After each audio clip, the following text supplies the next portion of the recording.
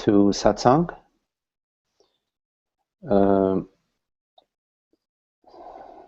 So in satsang, the teaching is shared via your questions.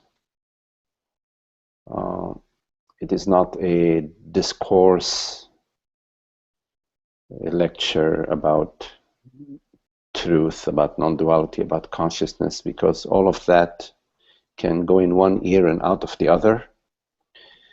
But the way to get to the understanding is via posing your questions and via contemplating what it is that you are looking for. What is it what is not, I don't want to use the word troubling you, but what is your question? What is it that you're contemplating? What is it that you're exploring? Somebody asked me to say a few words about non-duality and to speak basically about what Advaita is, what this teaching is about. So in a way, there is no teaching. There is no one that is teaching anybody anything. It's what we are is the reality, is this one reality, the reality of consciousness. We are the self. We are the wholeness of being. Somehow, that has been forgotten whenever we have identified as a person, as a body-mind, as a character. In identifying as a man, as a woman, as a person, as a father, mother, we forget awareness, we forget consciousness, we forget what we are, and we become this body-mind character that is living in time and space. All that is fine, except that the life of a person is unhappy. It's a life that is surrounded with danger, that is concerned about the future, and that is living in sorrow and regret about the past.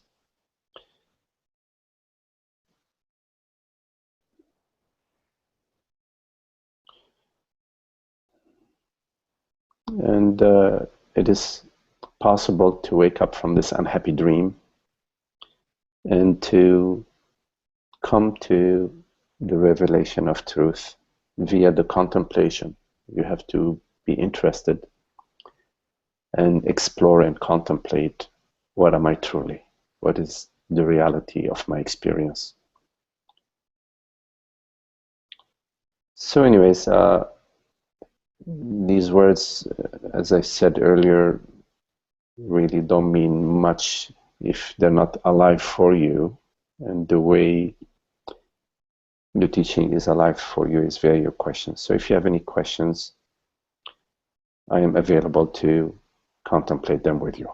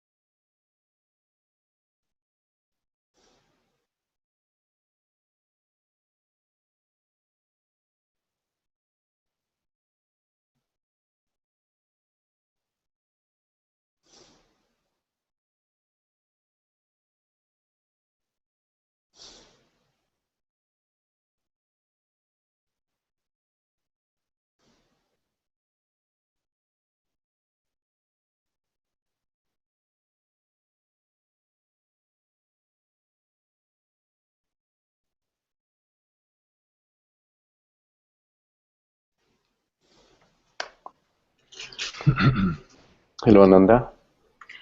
Hi. Hello, hello. So you write the purveyor of blurbs and the partaker of spiritual blurbs may not get as intimate with the meaning of the teaching. can you say more about this? That's my take on something you posted during the Yes. last week. Yes.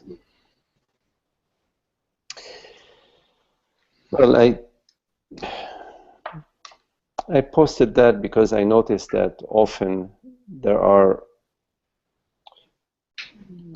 people who sort of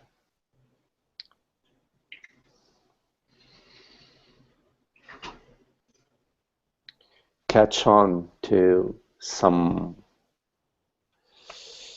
slogan, some non-dual slogan, Mm-hmm. and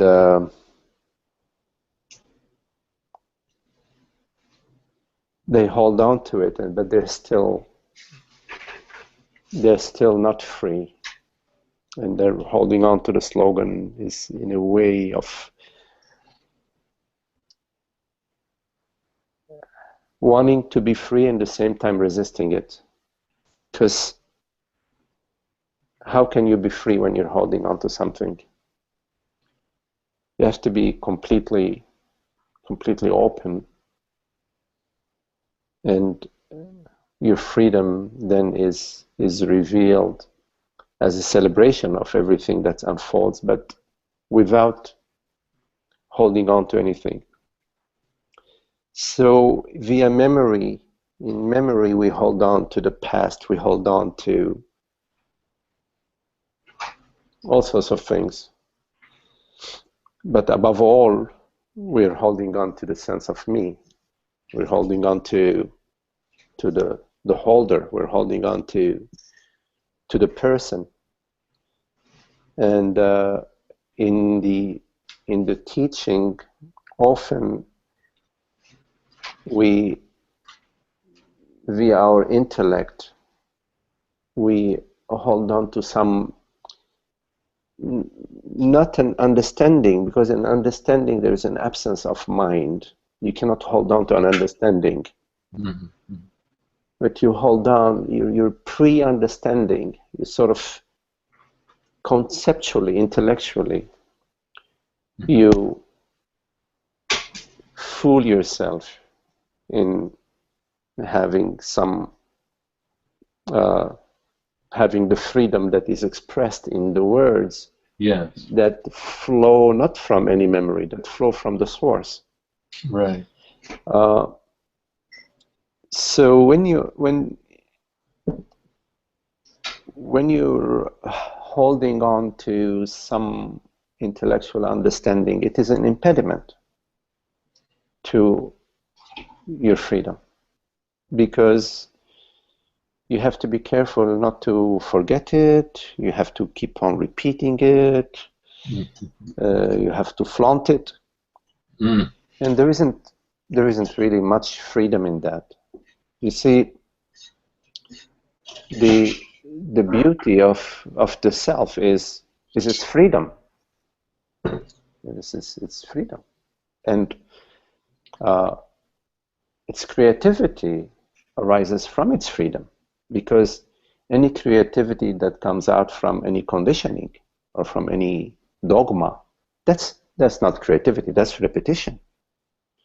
Right. You can formulate things in a different way, but it doesn't matter that you're formulating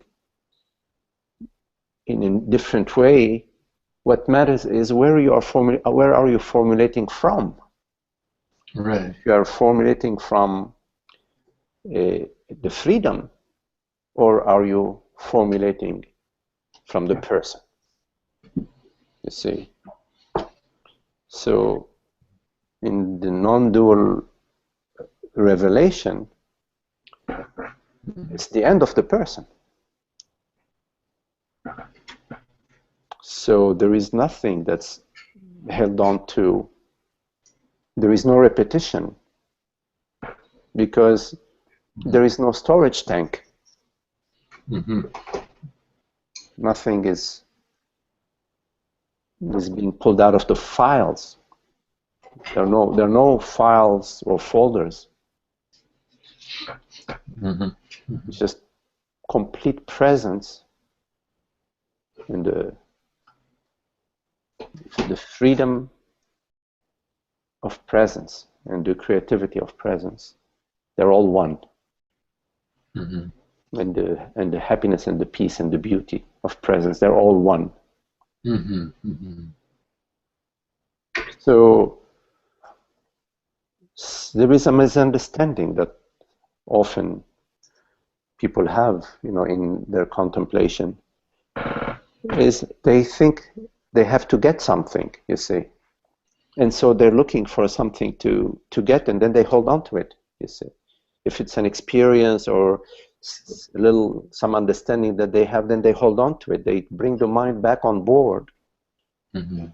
And then they think, oh, I have something. I'm really happy, because there is a happiness in getting an understanding. There is happiness and freedom and understanding, because a complete absence of the mind. There is no you when you understand. There is no me. But after that, after the understanding, which is a complete absence of separation, then the mind comes in and says, oh, I understood this and that and that and that, and it starts to compose prose about it, you see, and it starts to write about it and to speak about it. And that's the misunderstanding, is that the mind, which means the sense of personhood, is looking for something, is looking for an experience. But who is it, or what is it that gets the experience? What is it that holds on to the experience? How can, given that everything is changing in the experience, in the experienced world, in thoughts and perceptions and sensations and experiences, it's ever changing. How can you hold on? How can there be a worldly understanding if the world is constantly changing? So the understanding has to be non-worldly. True understanding is non-worldly and is unchanging. You see. And the expression of that understanding is before the words. It's in the presence, beingness. You see, it's an experiential, not a mind experiential. It's a revelation, an actualization, not a mentation. Right. So if you are blurbing the blurbs from the mental, they are just dancing ghosts. They're flickering images. Yes. Yes. That's so poetic.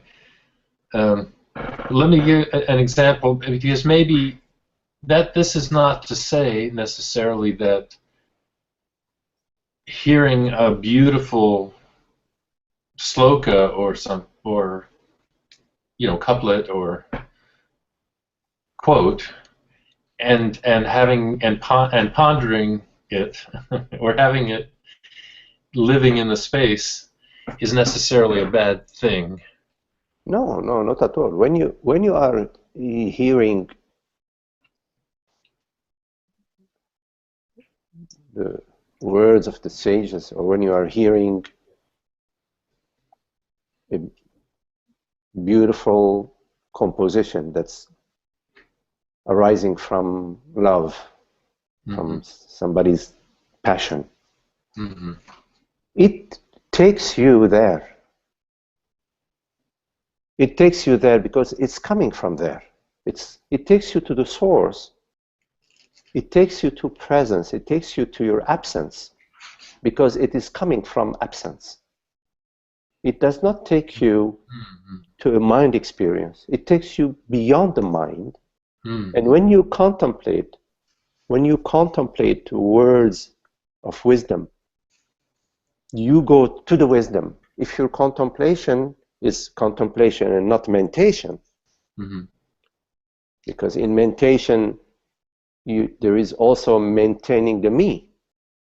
Right. That's the mentation has a maintainer maintaining the personhood.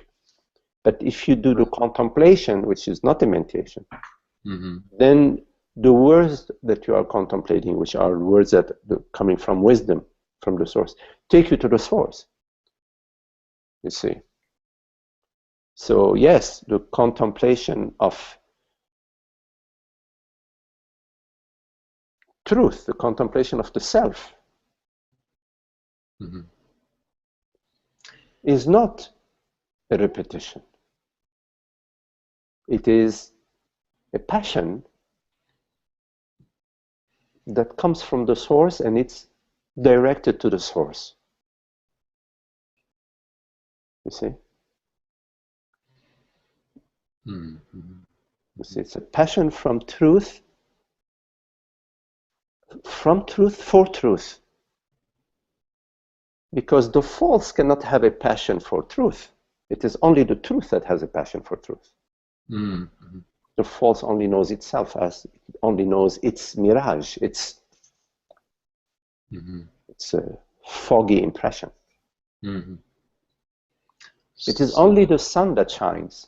There is no other shining light but the light of the sun, as a metaphor. I'm using as a metaphor.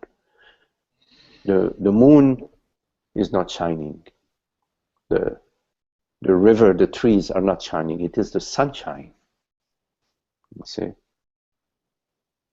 So yes, the contemplation of the self comes from the self, from love, which is the self. The self is love.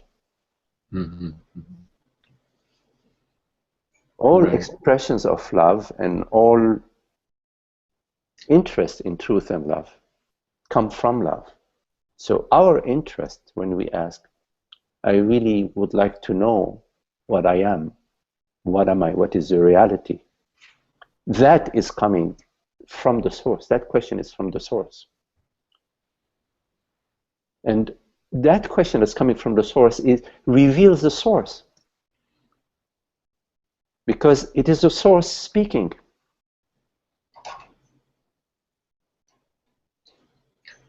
And the mind turns to the source. When the question arises, what am I?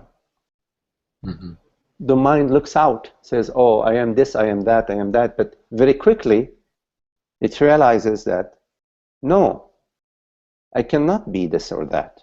Why? Because there is no happiness that's coming to me from that answer. So the question remains on board. If you say, I'm the general, I'm the captain, I am this, I am the whatever I am, you say, because you get an answer to that question, what am I? Oh, I'm this great entrepreneur, whatever. That's an answer that comes to you from looking out, but it doesn't satisfy you. So the question remains. You see? So the question remains, the source continues. It says, okay, no. There is no bingo there. I did not get the satisfaction. The question remains until the question ends. But the question can only end with its full answer. Meaning, it has to bring the complete dissolution of the question. Complete. Not the temporary dissolution of the question, but the complete resolution or answer to the question. So the question, when the question is fully answered, there is no more question. Yeah. When it's answered, the question is finished. You're done with the question. So the question stays until it gets to the answer. And so the self poses the question, and whatever the mind replies, the self says, you haven't gotten it yet. You haven't gotten it yet because you are not happy yet. Because that you thought you are the great entrepreneur, next year the stock market collapses, or your employees do a strike against you, you lose your great entrepreneurship. Or what occurs to me, you could say, or I could say, I'm a great sharer of blurbs, which I, but then consciousness says, yes, but are you taking yourself to be kind of a person, a special someone who's good at blurb, blurb stuff? Yeah. If you're a great sharer of blurbs, and consciousness says yes, go for it. It's a matter of time for you to really come face to face with your unhappiness. You can, of course, you can play hide and seek with yourself for a while. Why not? But in the end, you will not get the full satisfaction by being a great blurber. You cannot fool yourself forever. You see, sometime or the other, you're going to get you're into this the grip of unhappiness is going to come to you. And that makes me think of this issue that it's almost like the simplicity of this path for me, so to speak, is, and this sounds zero tolerance for unhappiness, or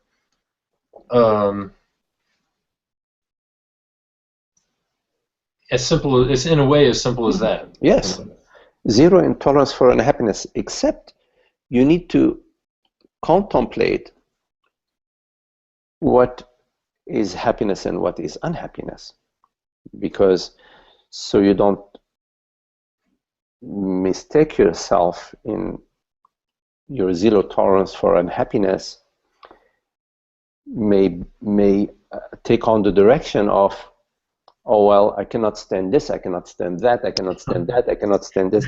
So at the same time, yes, it is zero tolerance for unhappiness, but at the same time there is a contemplation of what is happiness and what is unhappiness. So it's easier to notice what is unhappiness. For example, when you want her and she doesn't want you, there is unhappiness. Mm-hmm. So you may say, well, okay, maybe if she also wants me, I want her and she wants me, now there is happiness. Okay, so that may happen. Mm-hmm. Maybe not today, but tomorrow you want the other one and she wants you, bingo, you are happy. Mm-hmm. Yes, but does that happiness last? I don't know. You have to see. You have to contemplate for yourself. Right. You have to contemplate for yourself. So you've already conducted a lot of experiments in your life, and from the experiments from your life, from the data that you've already lived through, yes, you at some point you come to the realization, wait a minute, it doesn't seem that my happiness is coming from the world, from relationship, from position, from money, it doesn't seem that that's what's doing it. And yet deep down in my heart I'm looking for happiness. So there is an understanding that comes to you in your contemplation that happiness cannot come to you in a worldly pursuit, or in pursuing experiences, or in pursuing images, or in pursuing sensations, or in pursuing forms. You see? So then you sort of ponder, well, wait a minute, then if the happiness is not out there, then where is it? And that's when you look within, you start looking within. You say, well, if the happiness is within, what does that mean? Where within? And when you contemplate within, and you start doing the contemplation of within, you come to consciousness. And as you come into consciousness, meaning awareness, intelligence, knowingness, when you come to consciousness, you realize that the within and the without, the in and out, that previous impression dissolves in consciousness. As you come to consciousness, the entire world that seemed to be without also comes to consciousness. And then you find yourself to be consciousness and the world as one. You see? And that's when you come to happiness, because then you come to the wholeness of consciousness, the world being referring to it, referring to the source. So then there is fulfillment. It's no longer a seeking or pursuing or having a sense of lack. Rather, it is a recognition of your wholeness. So you come to happiness via the recognition of your wholeness. And in your life, when unhappiness arises to you, it becomes clear to you that you are moving away from your wholeness. You are separating yourself.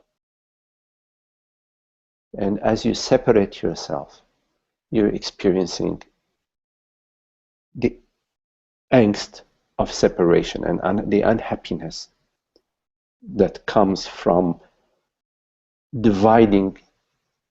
You don't really divide your wholeness, but this imagining that your happiness is out there in the world, there is something out there that you are lacking. That is the division. That is this impression of separation. So there is an understanding that comes with the, as you were saying, Ananda, about the zero tolerance for unhappiness. Yes, zero tolerance for unhappiness accompanied with a love for truth, of awareness, of presence, of wholeness. And this love comes with a recognition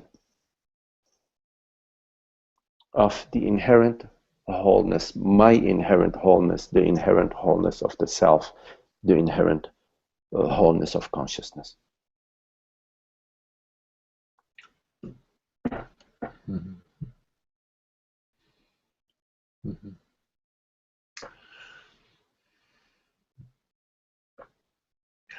These points, there's so many points that, and they're subtle. Some things are subtle, and I can go on and on. And this discussion is just wonderful. I just want to bring up another point. Is for me is that there's a balance. As soon as this inner shift is happening, and it feels and oh my gosh, what is there but happiness and being, kind of like that, then there's maybe it's a habit of mind or something that shifts and says, oh, look how wonderful life is. There's, she loves me, the the work is good, all the and it's like such a habit to shift back to an appreciation for, I'm grateful for all this, and that's why I'm happy. Well, yes, there is a shift in that when your identification as a separate person lessens and lessens, your sense of wholeness and compassion, common passion for everything and everyone increases, and there is the sweetness, the love comes to you because you are loving, and so you're spreading the love, not intentionally, just via your contemplation, your recognition of that you are consciousness. So the borders of personhood become more and more transparent, and they become more and more inclusive. And as you become more inclusive, the dream, yes, life becomes sweeter. Your friends enjoy your company, your lovers enjoy being with you, just being in your presence, just enjoying how you are and how you are living as as this expanded being. Mm-hmm. So, but and then you say, oh wow, life is becoming sweet, you see. But to add to that, Mm-hmm. life is becoming sweet, and I am happy because life is sweet. Now that's where you are messing up. Exactly. Life is sweet because you are happy, yes, because you are happiness. Right. Life is sweet, but to say life is sweet and I am happy because life is sweet, you have to watch for that, because you are placing a condition Uh-huh. upon the freedom and the happiness of the self. You are placing a worldly condition Uh-huh. upon. Yes. With me as the without me as the personal me as the focal point, as the Yes, conceptual. yes, you are Yeah. narrowing, you Yeah. are narrowing your wholeness and your infinite freedom Mm-hmm. and happiness and joy and intelligence to being dependent upon a certain way the world is. If the world is sweet and happy, my girlfriend loves me, work is great, blah blah, then I am happy. If when you go to that sort of thinking, Mm-hmm. you are unknowingly placing a condition upon the unconditioned. You're placing a condition, a worldly condition, Mm-hmm. a phenomenal condition onto yourself. Yourself as the self, yourself as presence, as beingness, as intelligence, as awareness. Mm-hmm. You see? Mm-hmm. And yes, you are reverting to being this person in time and space Mm-hmm. that depends on worldly experiences for their happiness. You follow? Yeah. Oh, yeah. Yeah. So you And can then, enjoy the happiness in your life, the the the sweetness in your life, the synchronicity and the resonance in your life. You can enjoy that. You see. and And it's you like have, there's a sense that if losses occur, or inevitably things are lost, even the body, that instead of the idea that it's, well, that would be okay because everything's okay, it's actually, this is what I'm finding, is it's actually okay. well, It's okay. it is, Whatever's potential is yeah, okay. Whatever. yeah. I mean, you look at the oak tree. Every year it loses all its leaves. Well, and in this part of the country, it loses all its leaves in the winter. When the fall comes, have all these beautiful colors. The yellows, the reds. It's so vibrant, and then the tree becomes bare of all its leaves. You see. If you look at any phenomenal event, it is constantly changing. Mhm.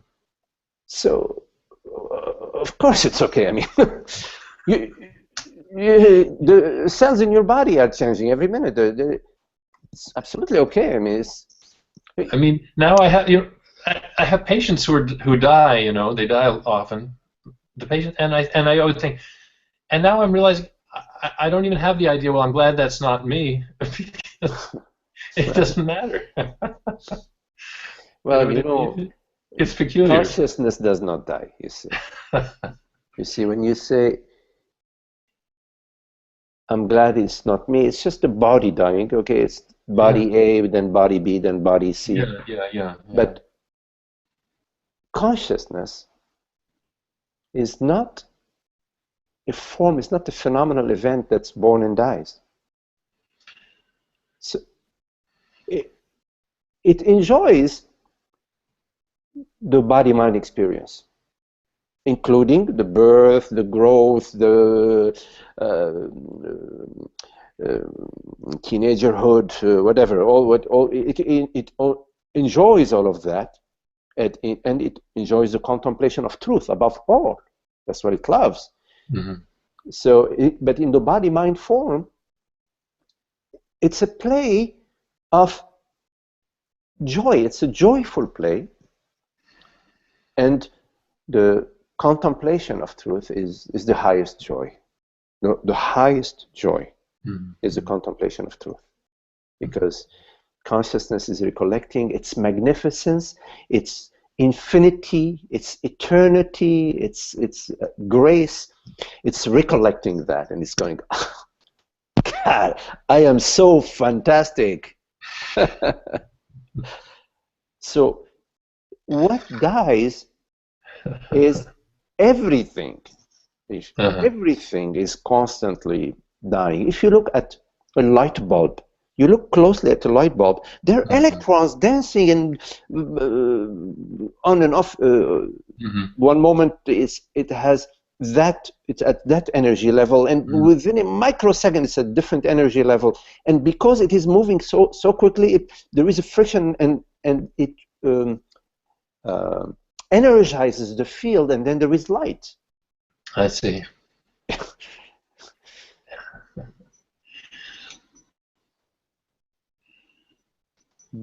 But there is an eternal and an infinite, the eternity and the infinity of consciousness that is not at the phenomenal level. Right.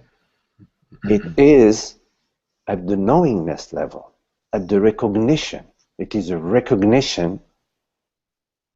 So the self is its own recognition.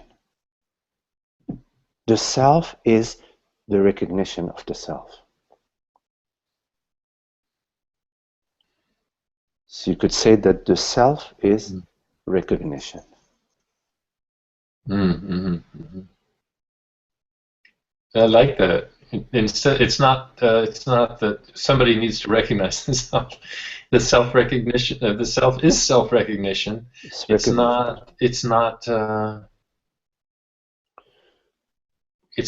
ever unrecognized. Well, you know, now I'm just pondering out loud, but I hear that. Yeah. Yeah. You recognize the self in your stillness, in your intimacy, in that which is real in this very moment. So it's only the real can recognize itself, and it recognizes its reality. You see, and you are this reality. There is a reality right now that is what we refer to as I. You see. So the recognition is the recognition of the self, of I, as the reality. That's the recognition that is completely uncontained. It's not. There's nothing that defines it, limits it, binds it, places conditions on it, because it is the reality. You see. See. Yeah, great.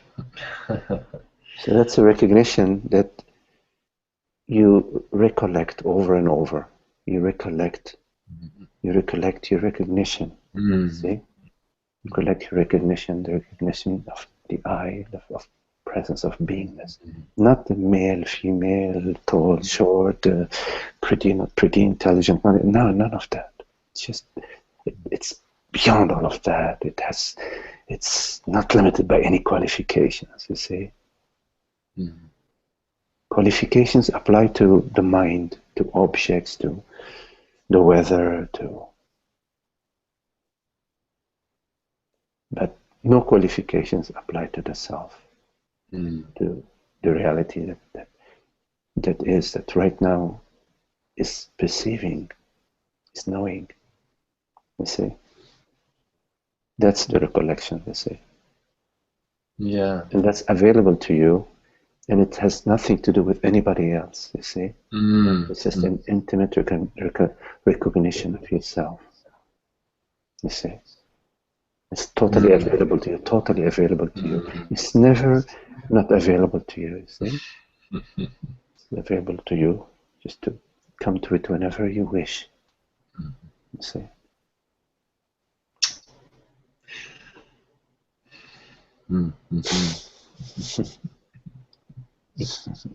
Yes. Yes. Very beautiful. Nice talking with you, Amanda. Thank you. Thank you.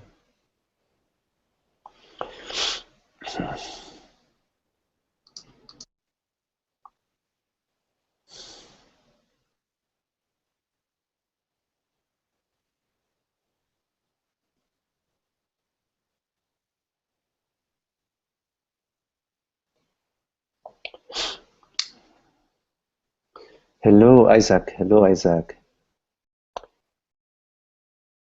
So about the shift, Isaac, you're right about the shift between forgetting and remembering who we really are constantly. It is exhausting.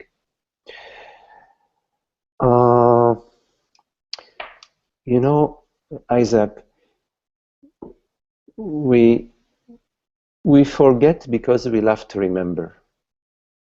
You see, for example, like we forget our mother because we love to, when we remember her, we have those sweet memories, you see. Or we forget some of our friends because we love to remember them. So the forgetting and the remembering, there is a sweetness in remembering our friends and remembering, you know, the times that we were together. It's like us, you know, like we forget each other in our life. I'm doing this, you're doing that, and then we remember and say, oh, how beautiful. And I was, you know, seeing Isaac. We're having such a beautiful time being together. And the remembering is always available to you.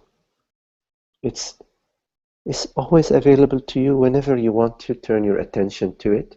Whenever you want to turn your attention to consciousness, to presence, to stillness, to peace, to love, to beauty. Whenever you want to turn your attention to that, it's available to you, which is really, really, really beautiful because it's complete availability and it's instantaneous availability. It's just we have a habit of looking out into things, into the world, into objects, into forms, into experiences, into memories. We have a habit because there is some excitement in the forms. There is a certain grit, let's say, in the forms. You know, we're rubbing against something, and in a way, we also like that. You see, there is, even when we are feeling, you know, desolate or alone or unloved, or we're contemplating some dark thoughts, even in those moments, there is within our thinking, there is also the opposite side that, oh yeah, there is also a better time, there is a better place to be, a better experience. So both are available to us. Even when we are in our dark thoughts, there is the positive possibilities available to us. Otherwise, the thoughts won't even be dark. So they're only dark in contrast to a happier thoughts, you see. So don't get so desolate about it. It doesn't really matter at the mind level. We're just playing. We're playing. We're playing the happy, the unhappy, the sad, the lonely, the alone, the not alone, the rich, the poor, the jealous, the loved, the unloved. Yeah, we're playing these games. This is only at the mind level. It's consciousness playing. But in terms of remembering, it's not about trying to fix the game, trying to sort of experience something in the world that is happy across the board. No, you can have all sorts of experiences happening in your life. You can be alone, you can be with people, you can have a great job, you can have no job, whatever is unfolding, and still be at peace, still be in your freedom. Yeah, because your freedom doesn't depend. Any freedom, if you think about it, Isaac, freedom that depends on something, what sort of freedom is that? I wouldn't call it freedom. Call it anything you want, but not freedom. Yeah, but yet we all know freedom, right? I mean, we know freedom, and we don't know freedom as an idea. We know freedom as intuitively, as experientially we know it. We know that we are free. But somehow we've chosen to play the game of, well, I will be free if I had I don't know, a house, a job, whatever, we play the conditional game, you see, because in playing the conditional game, we can cry about it, we can tell our friends about it, we can strive to fix it. We're playing this, but that's at the mind level. It's all at the mind level. So it's not about fixing things at the mind level. It's rather you just recognize the game, and that you are unaffected by the game. You, meaning you as consciousness. What you truly are is not something that you're experiencing. You're experiencing something, but you are not defined by what you're experiencing. You see? For example, right now, you may be thinking about, I don't know, a beautiful lake, somewhere. But this image of this beautiful lake and the sensation, the bodily sensations about this vast lake, they don't define you. They don't define you. You could be perceiving any perceptions or any bodily sensations. They don't define you. You remain undefined. Like right now, you're hearing these words, but you remain undefined. You remain as consciousness. It is consciousness that's hearing these words, and consciousness remains as consciousness, whether I'm speaking or Magdi is speaking, or whether Magdi is silent. Like here goes Magdi silent. Yeah.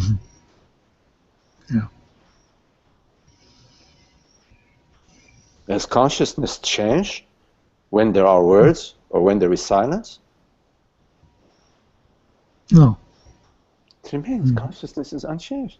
Does consciousness change when there is an itch or when there is no itch? It remains. That's what's beautiful about it, is that what I am is this across the board, I am presence. At 2 o'clock in the afternoon, at 3 o'clock, at 4 o'clock, at 7 o'clock, at 8 p.m., at midnight, at 1 o'clock, you name it. The year 2012, 2013, 2016, 2020, whatever, it doesn't matter. Consciousness is consciousness. All these, it's like, it doesn't matter in your night dream when you are dreaming 20 million things or 20 things, you're dreaming of explosions, or you're dreaming of beautiful symphonies, Beethoven symphony. It doesn't matter. You remain untouched by the dream. You wake up in the morning, you may have dreamt about a fire, or you may have dreamt about rain. Doesn't matter. It's the same with consciousness. Is undefined. What you are is undefined by what appears on the screen. Recognize that. Recognize I am undefined by what appears on the screen, and be free. recognize the freedom that you are. You see, in recognizing the freedom that you are, it's very beautiful. Because in the recognition of the freedom, you become free. Well, not you become free, you already are free, but you sort of, you're living your freedom in recognizing it. And when you don't recognize your freedom, you recognize that, oh, yeah, man, I'm alone, I need to, buy this, and I don't have money or that, or I need to travel there, and I can't do it. Then you're enjoying your limitations, the limitations of the body-mind, and you're enjoying identifying yourself as a limited entity. You see? Enjoying, you say? To say enjoying? Yes. Enjoying? Yes. Ask yourself, why do you contemplate the thoughts of I don't have enough money? Why? Who forces this thought upon you? I don't know. But you have to ask yourself, an Isaac, enemy. because It's an enemy. Like an enemy. Well, but who's imposing it on you? I don't know. Because there could be somebody. Conscious. There could be somebody, your twin, your exact twin, living 10 miles from my house, okay? Who's in the exact same situation as you, financially, emotionally, whatever you name it. I mean, and who is not thinking. Who is not thinking these thoughts. It's possible, right? Yeah. True. So yes, if we are thinking these thoughts, at some level, we want to think them. You see, but then like masochism. It's masochism, except when we recognize. You see, when we recognize that this is unhappy, because usually we don't know that we're maintaining our unhappiness, and this is why it's not masochism. But when we recognize that we're maintaining our unhappiness, and then we still are not ready to fully let it go. No. That's when it becomes masochism. We say, oh, well, I can't stop. I can't. You look at me. I only have so much money in the bank. Then you see. Then it's like, okay. Again and again and again. Yes. Right. Yeah. But in the end, what happiness does it make for you? I mean, it's not going to change. It's not to be thinking. For example, like, oh, I don't have a beautiful home. That thought is not going to bring you any beautiful home. It's just going to bring you misery. You see, it's going to bring you misery. It's going to make you feel that, okay, you're lacking. You see, and then you start the rat race. And the rat race is unhappy, right? And then you get that house, and then you find that house needs so much maintenance and repairs, and you have to build a gate, you have to drill a well, you have to, I don't know, the neighbors are envious of you because you have a nicer house than their house, and they don't want to talk to you anymore. Really, before they were your friends, now they don't want to talk. So then you say, oh my God, I need something else. Yeah. No, never ends. Never ends. But all of that is at the mind level. Yeah. What you are is beyond all of that. Consciousness is complete freedom, you see. Consciousness is joy, happiness, beauty, love, and it wants to recognize itself through you. It's saying, okay, through Isaac, I'm going to recognize myself as presence, as universal consciousness. So it invites you to the celebration, to the recognition and to the celebration. So you say yes. Yes. Because the teaching doesn't come to everybody. It comes to you when it comes to you. And when it comes to you, it's very it's a crucial time. It's a very momentous event when the teaching comes to you, because it is coming into your space and it's inviting you to come and recognize yourself, recognize your eternity, recognize that what you truly are. And then you can let go, like the snake, it sheds its skin. You can shed your old skin, your old identities, let go of your old identities and come to the unconditional that you are, the unconditionality of consciousness. Yeah.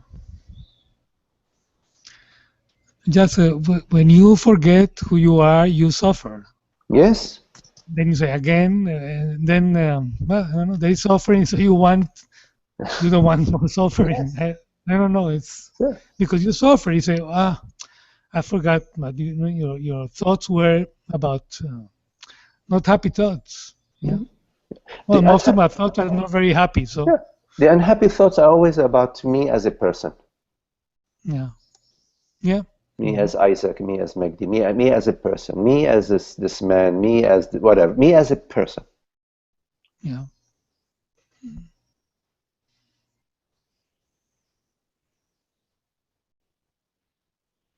So me as a person, as soon as you go to me as a person, there is unhappiness.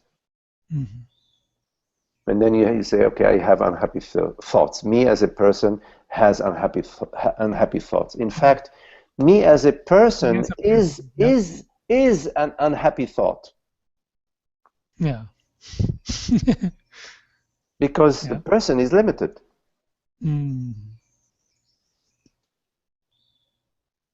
And original sin is like yes, it's the original sin. The original sin being me as a person. Yeah, being right, exactly. Taking the infinite and turning it into finite. Reducing the eternal to an event in time and space.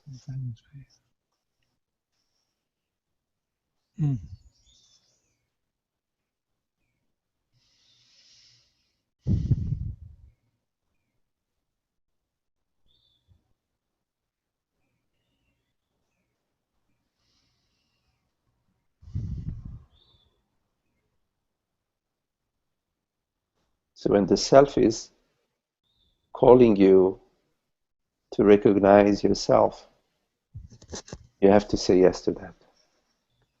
You say yes. And then you listen. What am I truly? I am this aware presence. I am not a body-mind form. I am not something that happens, that occurs in time and space. I am not something that starts and ends.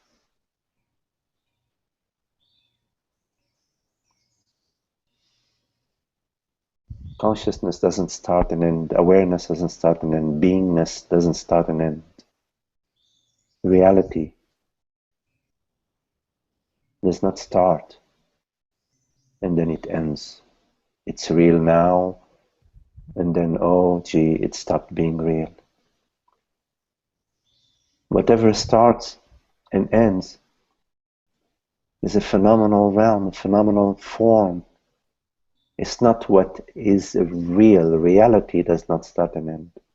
It's like your dreams, they start and end. And they keep changing, they keep changing, they keep changing.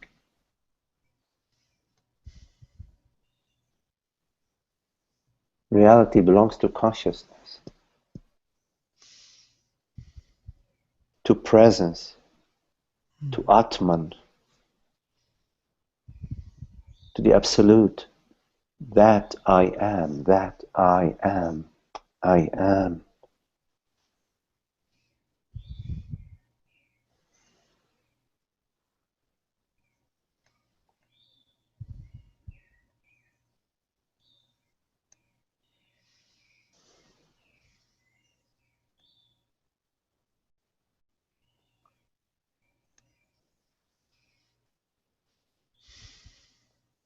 Thank you, Bhakti. Yes, Isaac, yes. Thank Yes, yes, it's lovely to see you. you. Yeah. Please continue your contemplation of truth, please. Okay? Okay, it is very precious.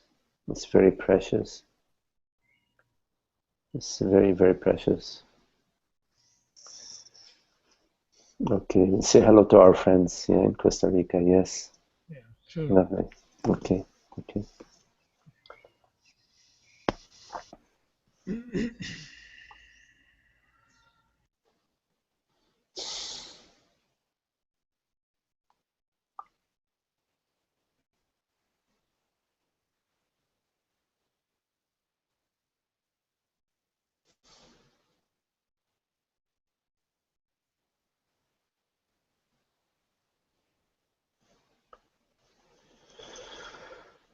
Any questions?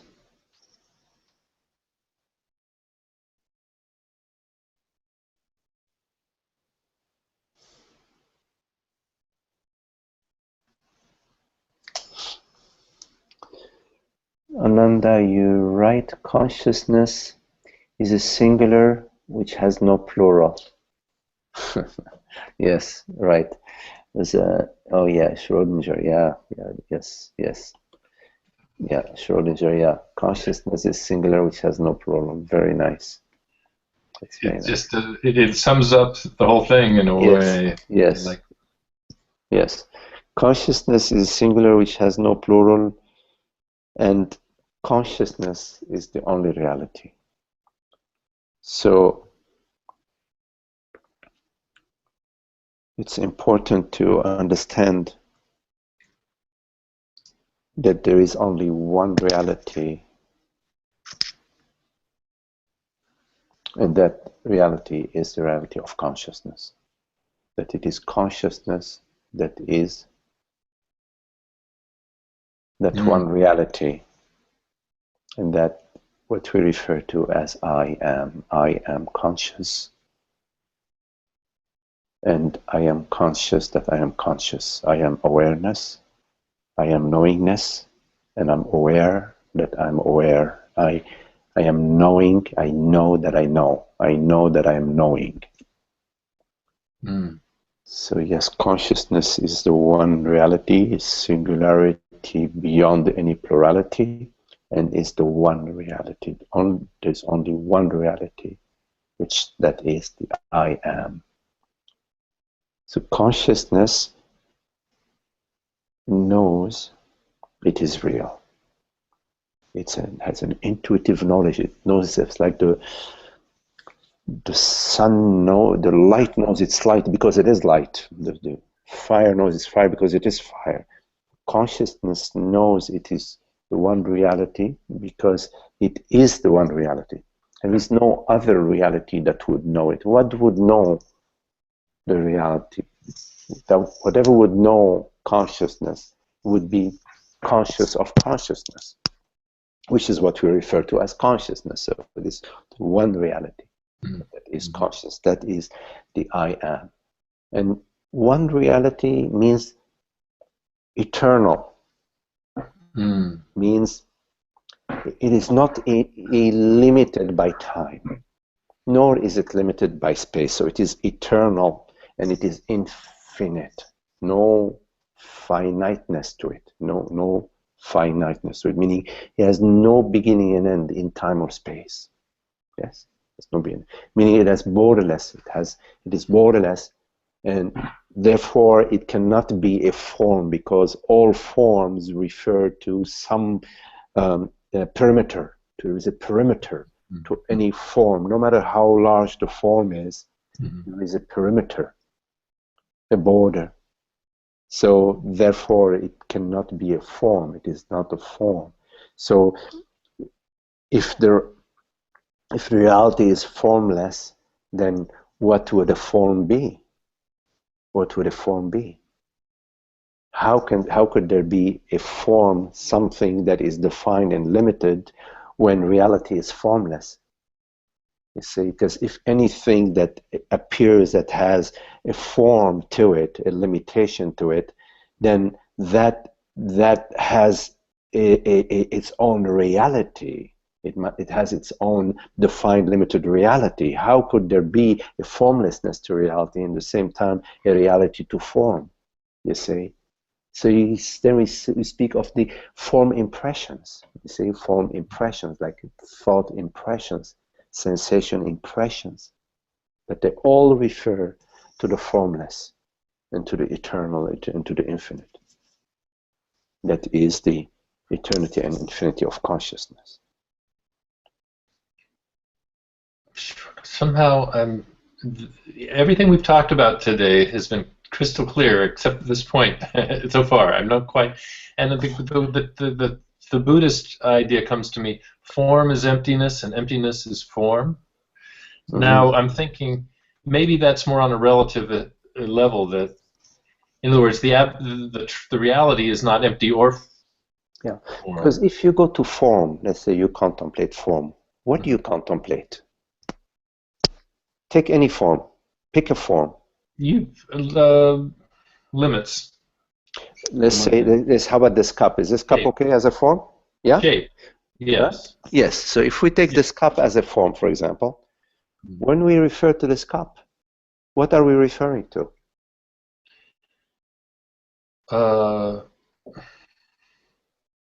We refer to our perception. Yes, perception. We refer to our perception. Yes. So which I could imagination even. When we refer to perception or imagination, that's some experience which is intimate. It's not out there. Our perception is not out there, right? Our perception is a modulation of consciousness. Consciousness is it's intimate with consciousness. You see, just as a little hint, like we're always experiencing our experiences. You see, we're perceiving our perceptions, right? So the reality of the cup out there, it refers to our perception. Yes. Or a sensation. Let's say you touch the cup, then you have a sensation. With your eyes closed, you get a sensation. You're only experiencing. You can. Why don't you close your eyes now and touch the table or touch your leg? Yes. So you're experiencing your experience. You're experiencing your experience that you refer to as a sensation. See, so when you say my leg, you're actually referring to something really intimate within yourself that you're experiencing. You're not experiencing a leg out there. There is an intimacy to experience. You're always experiencing a modulation of consciousness. You're experiencing your experience, which is not separate from consciousness. So consciousness doesn't experience something separate from itself. It experiences itself as a cup. You see? So forms, what we refer to as form, what the mind refers to as form, consciousness refers to as myself.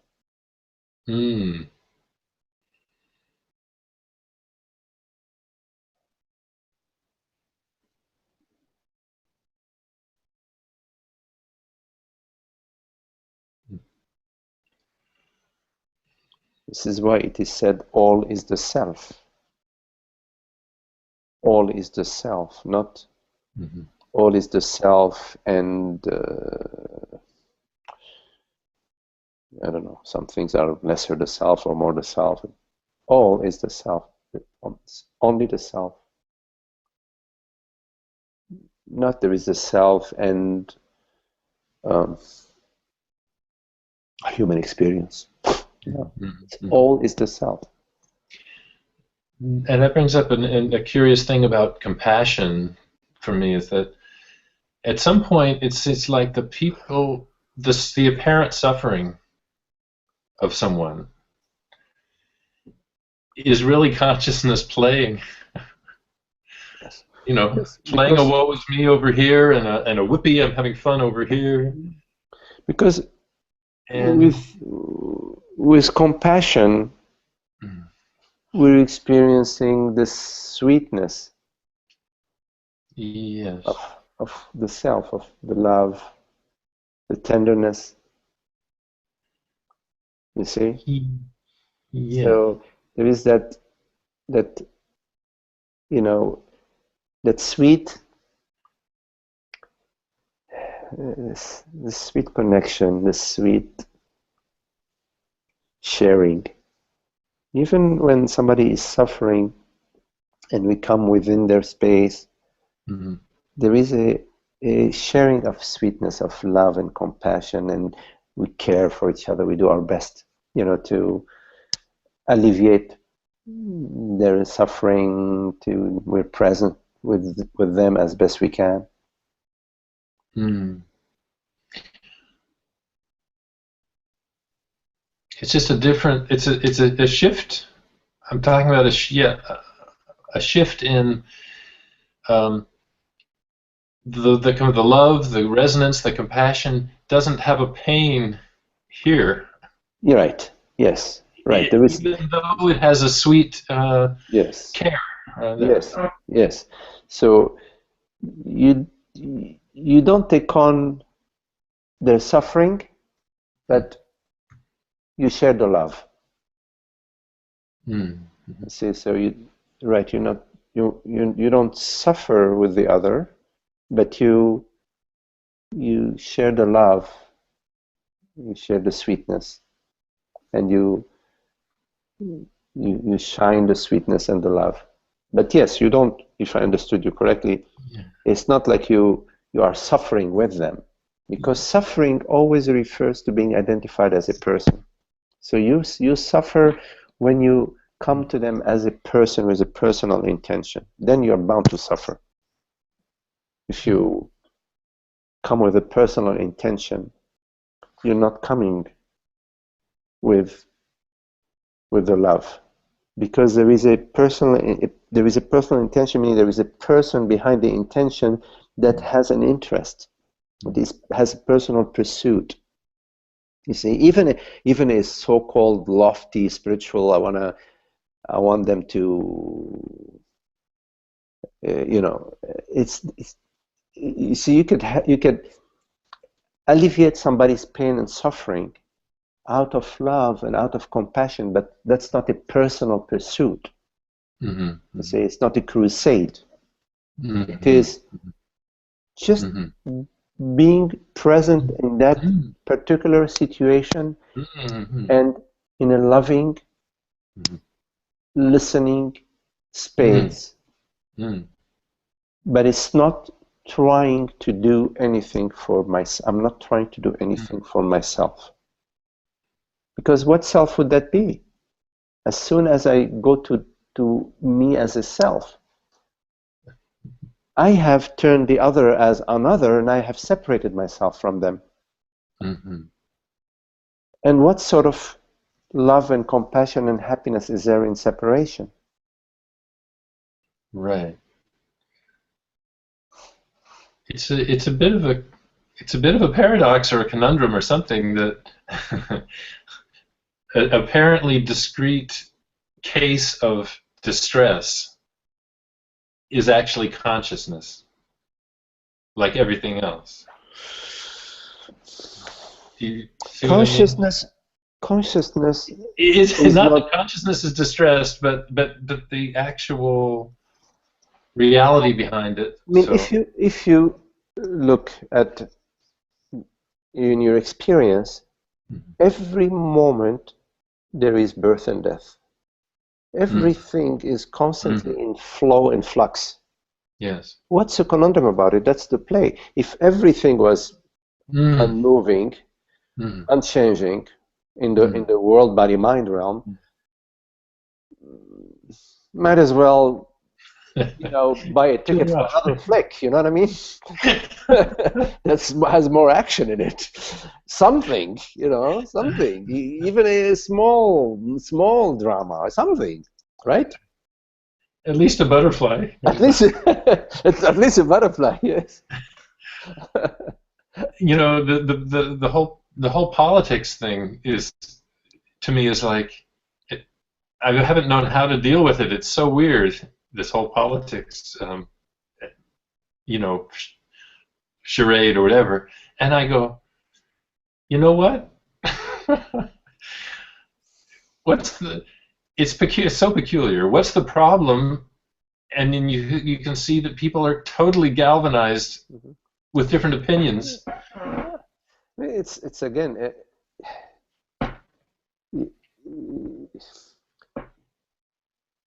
What sort of love is there in politics, really? I mean, It's not it's an not there. interesting It's not. realm. It's a different play. Yeah, yeah. It's it's a play about power and big egos and my strong beliefs. Mm-hmm. And you know, even when you enter this field with a certain integrity, it's very hard to maintain Mm.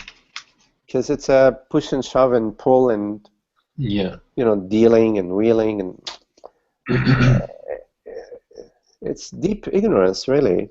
And we buy into it. We believe that okay, hey, listen, this you know this world needs this, and because we believe the world needs this, we've created this sort of world. Mm-hmm. You know, we may, if you go to some tribes in the Amazons, it's totally different. They may have a totally different political structure than. Yeah. It's just it's the mind. It's the mind. When you look at the mind, there is a serious virus at the mind level, which is you know the me you know the I of consciousness has been usurped by me the person, Yeah. and you multiply that by so many millions of people, and before you know it, you've got the capitalists, you have the Republicans, you've got the you know Orthodox this, and you've got what you've got.